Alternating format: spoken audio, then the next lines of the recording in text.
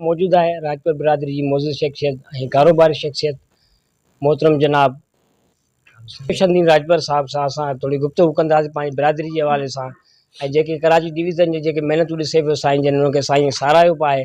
वधीक असां साईं सां गुफ्तगू कंदासीं। साईं छा चवणु? अस्सलाम वालेकुम सर। साईं तव्हां ॿुधायो जेके मरकज़ी तंज़ीम जूं जेके महिनतूं हलनि पियूं कावशूं हलनि पियूं ख़ासि तौर राजपुर बिरादरी जी उन जे बारे में छा चवणु? सर ज़बरदस्त राजपुरनि वॾो कमु कयो आहे हिते ख़ुसूसन यासीन राजपर आशिक़ हुसैन राजपर ऐं ॿियनि रजब अली राजपर वारनि पंहिंजो होॾे गुलशन हदीज़ में हबीब राजपर आहे। काफ़ी जेके राजपर आहिनि उन्हनि वीचारनि महिनत कई आहे। उहो मंज़ूर राजपर आहे।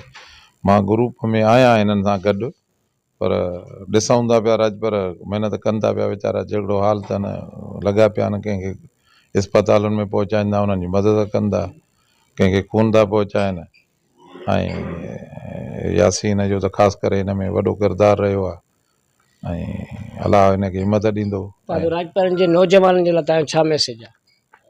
सर नौजवान तालीम वठनि ऐं पंहिंजे जेके जिन वटि तालीम न आहे उहो कोई हिते कारोबार हल्का सल्का कारोबार कनि। कराची में त किथां किथां जा माण्हू अचे हिते कमु कंदा उहे जेको आहे सो फैक्ट्रियुनि में को गाॾो थो हलाए को फ्रूट जो गाॾो आहे को सब्जीअ जो गाॾो आहे उन हिसाब सां राजपर अॻिते वधनि पंहिंजे हिसाब सां ऐं अचनि अचे कराचीअ में त रोज़गारु आहे।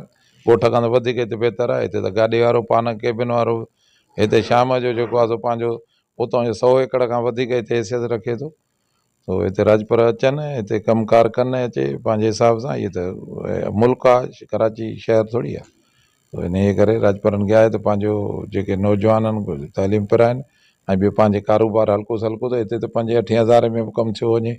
रुगो फ्रूट जो गाॾो लॻाए त 5,000 शाम जो खणी वेंदो। तव्हांजे तरफ़ां राजपुरनि खे कहिड़ी रिलीफ ॾींदो तव्हां?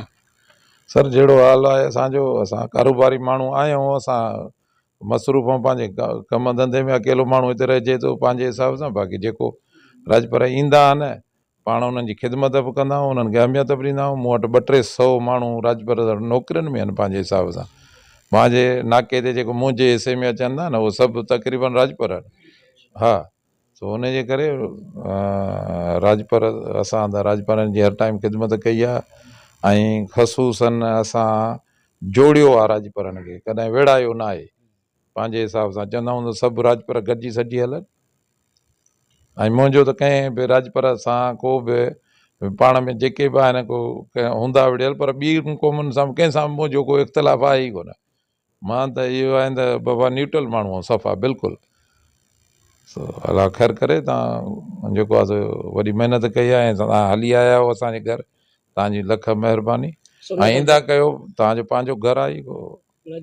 जियो राजपर चैनल जेको महिनत पियो करे उनजे लाइ थोरो सर ॾिसो न चैनल जो आहे त को जेन्युइन कमु करे ऐं ख़बरूं सही हलाए जेको सम्झे सच आहे त उनखे सच चवे जेकॾहिं न त कूड़ी ख़बर या कंहिं ते बहतान या ॿियो टियों उहो त चैनल बदनाम थी वेंदो।